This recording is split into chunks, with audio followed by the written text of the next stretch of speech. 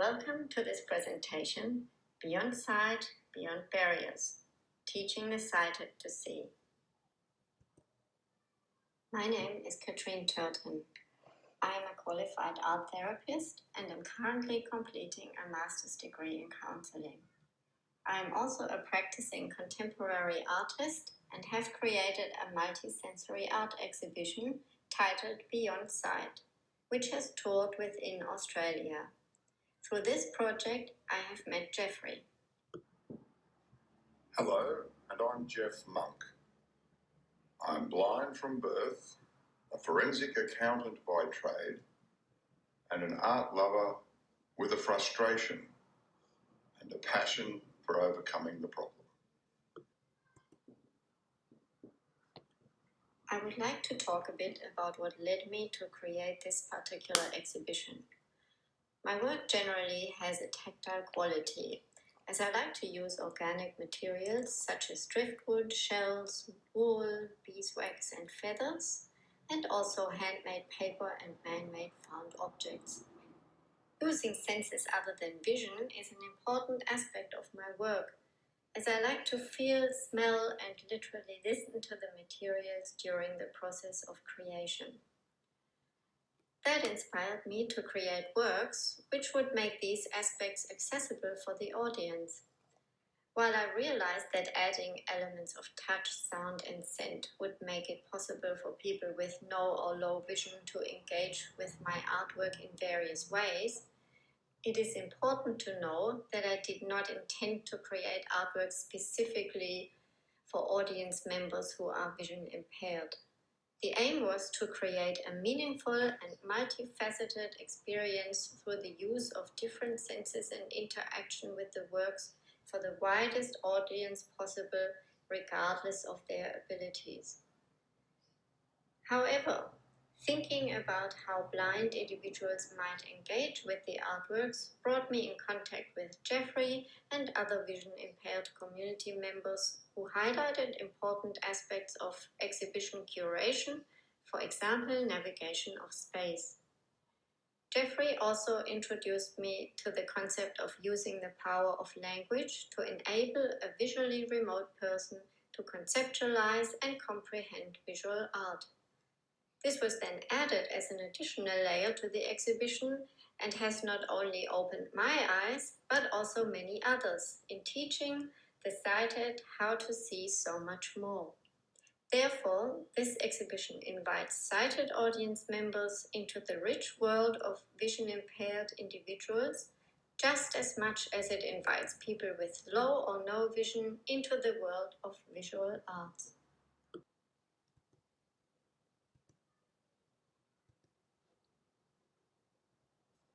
Now I would like to show some of the artworks that I have created for this exhibition. Generally, my aim is to inspire the viewer's imagination and evoke feelings, thoughts and memories rather than being prescriptive. I like to leave enough space for everyone's imagination to make their own meaning while engaging with the artworks. The multisensory nature of this exhibition therefore provides opportunities to explore the works in various ways for a rich individual experience. Drift songs. These works are made from natural materials and found objects, and each piece includes a soundscape triggered by touching the sculptures. The soundscapes are partially composed from sound derived from the materials that were used to create the works. They may be experienced as standalone compositions, but are also closely connected to the objects and could be regarded as a sound description. Here's an example.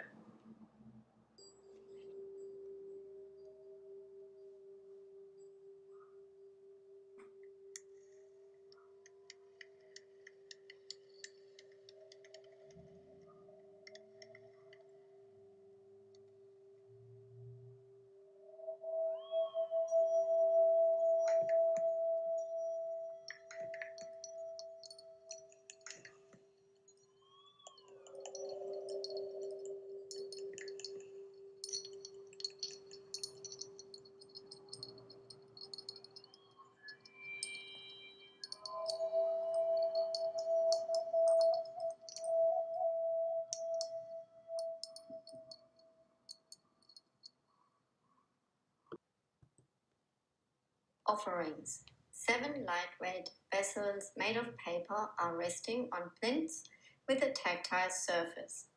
They hold various naturally scented materials such as eucalyptus leaves, rose petals, and sandalwood. The vessels can be lifted from the plinths with 2 hands and materials can be explored by touch. Wall of Whispers. 9 touchable cocoon-like mixed media objects are mounted on a board with integrated metal pipes emitting whispered words. To understand what the voices are saying, one has to move their ear close to the pipe and listen carefully. Sound forest. The audience is invited to step into this immersive space. Along the walls, shapes resembling leaves, cocoons, and seed pods made from wire and paper are suspended from the ceiling. Touching these trigger sounds of forest animals.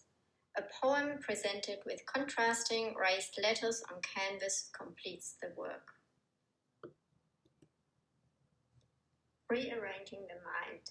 Panels with touchable objects invite creative engagement using frottage technique. Audience members may find hidden letters and shapes on the panels. These can be revealed by placing a piece of paper on them and rubbing with a piece of crayon. Words may be formed and new artworks created this way.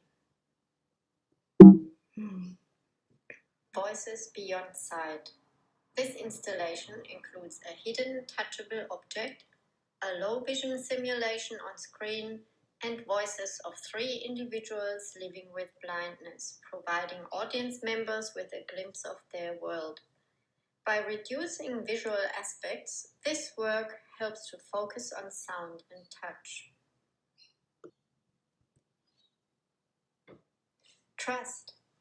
6 front torsos are mounted side by side on a wall. The skins are patchworks of ripped coarse handmade paper pieces layered over the plaster casts. They differ both in posture and the tokens they bear. These works are not made to be touched. It was exciting for me to learn that even though some of my works are purely visual, there is a method to make them accessible to those who may not be able to see them. This brings me to the next topic, the power of language, and with that, the visual translation technique Geoffrey developed.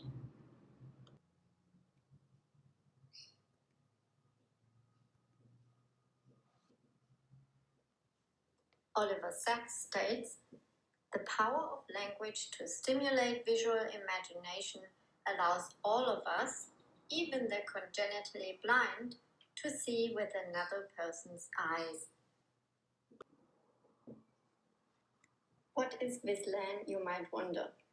Vislan is a project that intends to make the richness of the experiences of visual culture autonomously attainable to people who are remote from them. The Vislan method, created by Geoffrey Munck, leverages the skills that blind people develop for conceptualizing their surroundings and applies them to guide sighted people to improve their powers of observation and description. Removing lack of sight as a barrier to meaningful engagement with visual culture can help to end the sense of social exclusion felt by people who may not be able to see quite so well. Vislan is not a disability aid, although the blind are among those to benefit from it.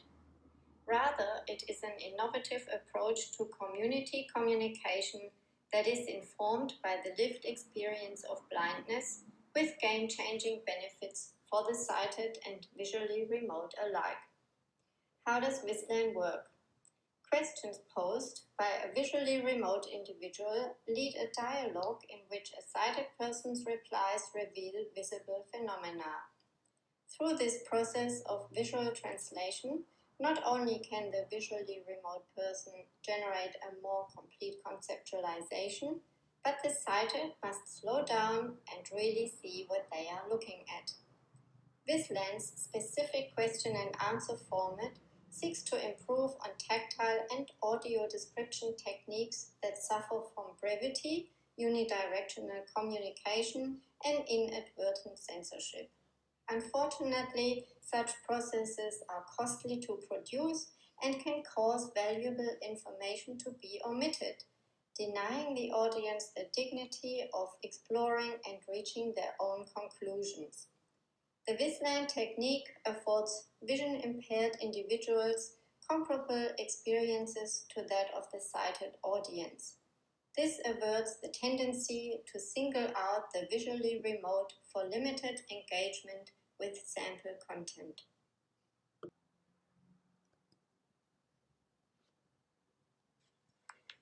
And now you'll hear from Geoffrey.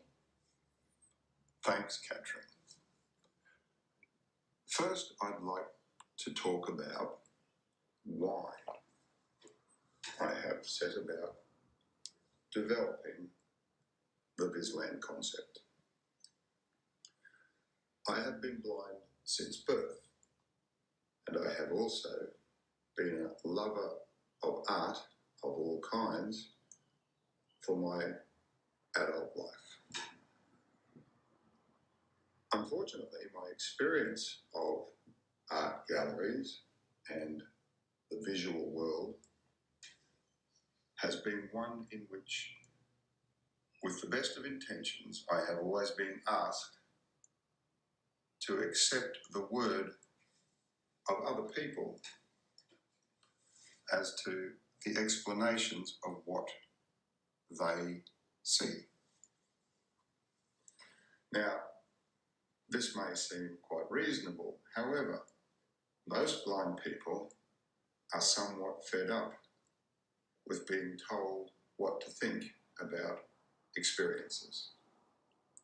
Sighted people are able to work with the source material, the various visual cues and characteristics that they see about them, not only from the world of art, but in the visible world in which they live. However, the experience of the blind is often thought to have to be mediated by sighted people assisting us as best they can to understand that visual environment through their eyes. Now, I realise that artworks are simply constructions that deploy media, technique, materials to manifest thoughts, creative thoughts of the artist. Therefore, I also understand that artworks of all sorts are simply the culmination of a process, rather like a building is the culmination of an architectural process. So I sought to set about to establish a way to understand what the building blocks of creating art were as they relate to any particular artwork. And my theory was that if I could understand what the building blocks are that are being deployed by the artist, how they're brought together and how they relate to each other, then I too would be able to construct a conceptual visual image in my own mind of the very object that was before me. This thinking also extends to the real world, beyond the world of art and art objects, but to all visual experiences. I have set about looking at various options for acquiring this information to help me conceptualize and imagine the visual. And I can go no further than the words of Oliver Sacks, who pointed out that it is the power of language that always allows us to see things that are not there. In this thought, consider a book of fiction, particularly, say, science fiction. Many of us read with great delight novels about places and things that we will never see, let alone have ever seen. And yet we can conceive of them in our minds. We create valid and realistic worlds, characters, things in our own minds, purely through the power of language. And so it was that I set about to determine how to use language to its best advantage so that I may be able to understand visual objects, visible objects, based on the characteristics and cues that they present, albeit mediated through the eyes of others, but with an inquiry led by my questions, so that I could extract from the observer the information that I needed to understand the object before me. And this is a very important point and distinguishes most efforts to assist the disabled in all aspects of life. Regrettably, though understandably perhaps, the able community seek to help by explaining how the disabled can interact with the world. It is well-intentioned, it is compassionate, but it's also misplaced. The best people to know what information they need is not the caring helper or the well-intentioned expert, but the person with the need to know themselves. Vislan has developed over a decade a process which can be learned by the blind, the vision impaired, and the visually remote, a process of inquiry based around specific questioning to start at the macro level and reduce to the micro, and to begin a dialogue between the unsighted and the sighted about visual experiences, including works of art. A conversation that is meaningful, informative, fun, and beneficial to both the observer responding to the questions as it is to the person asking them. Katrin and I have enjoyed many expeditions to the principal galleries of Australia, where we deploy the technique to demonstrate how it works, and also for our own enjoyment. I could probably tell you more about the Mona Lisa than most of you would probably know about it as it appears as an object. I have never seen it. The experience that Katrin and I have is always of great interest from other people. We often end up with a comic tale of other audience members behind us who get the idea once they listen in. They think they've joined a tour, but they haven't. It's just us and our other blind friends discussing artworks in the same way that sighted people might do it on any other day. And so we end up with a comic tale of people behind us who often join in and pose their own questions and then answers and help all of us to appreciate even more about the artwork. And this is very important, I think, for curators to note and directors of galleries. The change that Vislan suggests is that the sighted community can help us best by not telling us what they know, but by being quiet, listening for the questions that give us the information that we want to understand in our way, and for the observers to respond honestly and faithfully to all of our questions until we're satisfied that we've been able to build an image in our own minds. My goal has to be able to design an audience experience, particularly for the blind or the vision impaired, that is comparable to that of the sighted audience. not one that requires us to make advance bookings for specialist guides to come and spend an hour of their time taking us to selected works. As an audience member, I expect to be able to go to any work, anywhere in the gallery on my time at the gallery, not just hand-picked, selected sample works. With Vislan, I can do that. I don't need the gallery to provide me specialist staff, although it would be advisable, I think, for some staff to be trained in some aspects of this process so that they can provide guidance to audience members who might be unsure how to start to go about it.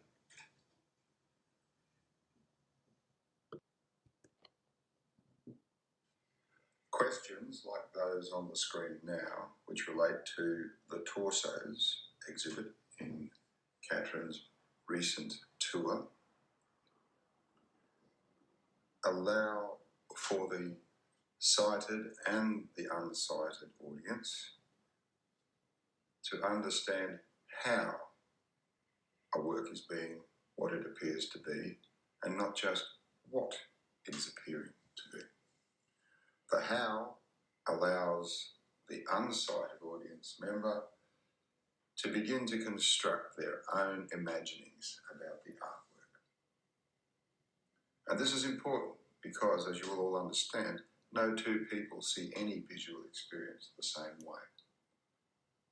By this way of approaching an inquiry, we afford the visually impaired audience member the dignity of being able to form their own view about the object and to discuss and explore their opinions on that with their sighted partners. Exploring artworks using words, using the question and answer system, does take time. Like appreciating a fine wine, it takes time. People who go to galleries often race through them. They're going to do the gallery. They afford very little time to an artwork. The Vislan process, of its nature, requires people to slow down and actually see what they're looking at. Indeed, in galleries where we have exhibited or demonstrated the technique, the responses coming back from gallery staff have been, to their surprise, that they may have looked at artworks hundreds of times in their collection, and yet they have never seen them until they've seen them with us. And so, perhaps I can leave you with these thoughts.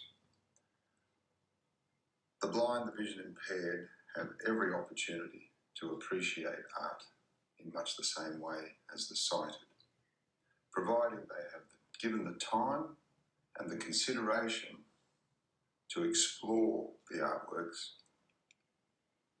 at their pace, in their way, and with them leading their inquiries. I would encourage you, as you are seeking to find ways to change how you curate and present your galleries and their exhibitions to the blind and the vision impaired, to consider this. Let us lead you on the journey of exploring your artworks so that we might teach you how to see them afresh and in a richer way through our sightless eyes.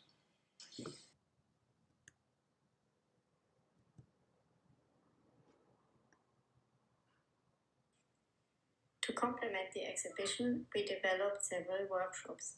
These provided participants with opportunities for creative exploration while using multiple senses.